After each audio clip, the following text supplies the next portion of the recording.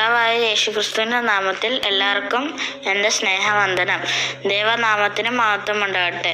എൻ്റെ പേർ സനാൻ ജോസഫ്. ഞാൻ കാക്കനാട് CSI അശേഷൻ ചർച്ചിലെ അംഗമാണ്. ജേർണി ത്രൂ ദ സാംസിൻ്റെ 7ാം ദിവസത്തിലേക്ക് ഏവർക്കും സ്വാഗതം. ഇന്ന് നാം 7ാം സങ്കീർത്തനത്തിൻ്റെ 1 മുതൽ 9 വരെയുള്ള വാക്യങ്ങൾ ആധാരമാക്കി അല്പസമയം ചിന്തിക്കുവാനായിട്ട് ആഗ്രഹിക്കുന്നു. ഇവിടെ ശത്രുക്കളുടെ ഉപദ്രവത്തിൽ നിന്ന് രക്ഷ നേടുന്നതിനായി ദൈവത്തോട് നിലവിളിച്ച് പ്രാർത്ഥിക്കുന്ന സങ്കീർത്തനക്കാരനെയാണ് നാം കാണുന്നത്. നമ്മുടെ കഷ്ടപ്പാടിൽ, ദുഃഖങ്ങളിൽ നമ്മോട് കൂടിയിരിക്കുന്ന ഒരു ദൈവമുണ്ടെന്നുള്ള ഉത്തമ ബോധ്യം ഇവിടെ സങ്കീർത്തനക്കാരൻ ശക്തമായി ഘോഷിക്കുന്നു. സങ്കീർത്തനക്കാരന് ധാരാളം ശത്രുക്കളുണ്ട്. അവർ അലറുന്ന സിംഹം പോലെയാണ്. എന്നാൽ അവരുടെ കയ്യിൽ നിന്നുള്ള വിടുതലിന് വേണ്ടി യഹോവയിൽ ശരണം പ്രാപിക്കുന്നു. 7ാം സങ്കീർത്തനത്തിൽ നാം നോക്കുമ്പോൾ തന്നെ വേട്ടയാടുന്ന എല്ലാവരുടെയും കയ്യിൽ നിന്നു തന്നെ രക്ഷിച്ച് പരിപാലിക്കുവാൻ ദൈവത്തോട് പ്രാർത്ഥിച്ച് യഹോവയുടെ സന്നിധിയിൽ അഭയം പ്രാപിക്കുന്നതായി നാം കാണുന്നു. ശത്രുക്കൾ വളരെ ബലവാന്മാരാണ്. വേട്ടയാടുന്ന സിംഹം പോലെ തന്നെ കീറിക്കളയുവാൻ ശക്തന്മാർ തന്നെ. അവരുടെ മുമ്പിൽ ഞാൻ നിസ്സഹായനാണ്, ഏതുമില്ലാത്തവനാണ്.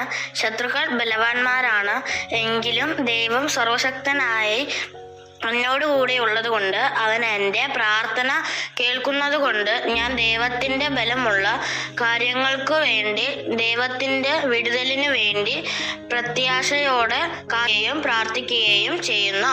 3ഉം 5ഉം വാക്യങ്ങളിൽ സങ്കീർത്തനക്കാരൻ തൻ്റെ നിഷ്കളങ്കത പ്രഖ്യാപിക്കുകയും തൻ്റെ പേരിൽ ആരോപിക്കുന്ന ആരോപണം തെറ്റായ ആരോപണമാണ് എന്ന് അവന് നല്ല ബോധ്യമുണ്ട്. ഞാനിത് ചെയ്തിട്ടുണ്ടെങ്കിൽ, എൻ്റെ പേരിൽ നീതികേടുണ്ടെങ്കിൽ, എൻ്റെ പക്കൽ അനീതി ഉണ്ടെങ്കിൽ, ഞാൻ ദോഷം ചെയ്തിട്ടുണ്ടെങ്കിൽ, ശത്രുക്കൾ എൻ്റെ പ്രാണനെ പിന്തുടർന്ന് എന്നെ പിടിക്കട്ടെ എന്നു സങ്കീർത്തനക്കാരൻ പറയുന്നത്. താനിരിക്കുന്നതും എഴുന്നേൽക്കുന്നതും നടക്കുന്നതും കിടക്കുന്നതും എല്ലാം അറിയുന്ന ഒരു ദൈവമുണ്ടെന്നുള്ള ഉറച്ച വിശ്വാസം അദ്ദേഹത്തിനുണ്ട്.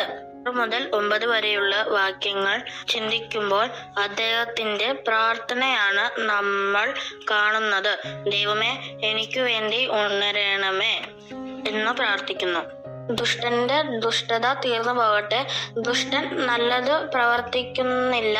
അതുകൊണ്ട് ദുഷ്ടന്റെ കയ്യിൽ നിന്നു വിടുവിക്കുവാൻ ദൈവമേ, നീ എനിക്ക് വേണ്ടി എഴുന്നേറ്റ് ന്യായം വിധിക്കണമേ എന്നുള്ള അപേക്ഷയാണ് നമ്മളിവിടെ കാണുന്നത്. ദൈവത്തിൽ തനിക്കുള്ള വിശ്വാസം വർദ്ധിച്ചു വരുന്നതായി നമ്മളിവിടെ കാണുന്നു.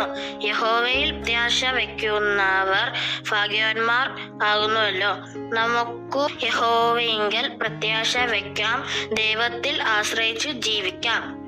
ഒരു നിമിഷം നമുക്ക് പ്രാർത്ഥിക്കാം. ദൈവമേ, അല്പസമയം അവിടുത്തെ വചനത്തെ ധ്യാനിക്കുവാൻ നൽകിയ ഈ നല്ല സമയത്തെ ഓർത്ത് സ്തോത്രം ചെയ്യുന്നു. ദുഷ്ടന്മാരുടെ കണ്ണിൽ പെടാത്തവണ്ണം ഞങ്ങളെ മറച്ചുകൊള്ളണമേ. ഞങ്ങളെ തിരുമുമ്പാകെ സമർപ്പിച്ച് പ്രാർത്ഥിക്കുന്നു.